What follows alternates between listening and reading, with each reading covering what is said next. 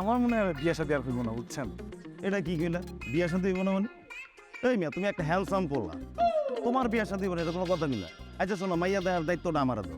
আমি তোমার লেগে একটা সুন্দর মাইয়া দেখতেছি। আর দেখো না, বিয়া শাদীর পরে তোমার ভাবির লগে আমার একটা কি সুন্দর মধুর সম্পর্ক, এইটা তো এলাকার সবাই জানে। আর তুমি মিয়া এই বয়সের বলে যদি এই কথা কও, শোনো এক কাজ করো, ভাই যেটা কইতেছে এই কথা না রাখো, বিয়া শাদী করো, দেখবো লাইফটা সেটেল হয়ে গেছে। একদম ঠিক কথা বলছেন ভাই। আপনার যে ভাবির সাথে মাখামাখি সম্পর্ক এলাকার প্রত্যেকে জানে ভাই। এই যে দেখালেন না এমনি করে একটা মাখামাখি সম্পর্ক আছে, খুব ভালো সম্পর্ক। না ঠিক আছে, ওটা সম্পর্ক তো ভালোই। আচ্ছা রাজু, আমার তো মনে হয় তুমি তোমার প্রতি খেয়াল রাখো না। আমগো এই মহল্লার ভিতরে একমাত্র তুমি হ্যান্ডসাম পোলা ছিল, স্মার্ট একটা পোলা ছিল। আর তুমি কিনা বুড়া কোকাতারে যেতেছো না, তোমার গ্লেমার সেই আগের গ্লেমার নাই গা রাজু।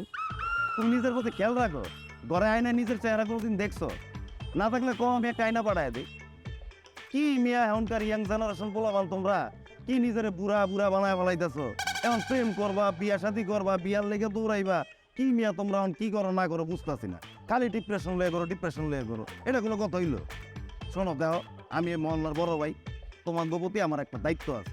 তোমরা আমার যাই মনে করো না, আমার তো একটা দায়িত্ব আছে। আমি কই তুমি একটা বিয়ে করে নাও, তোমার লাইফটা সুন্দর হইব, সেটেল হয়ে যাবে।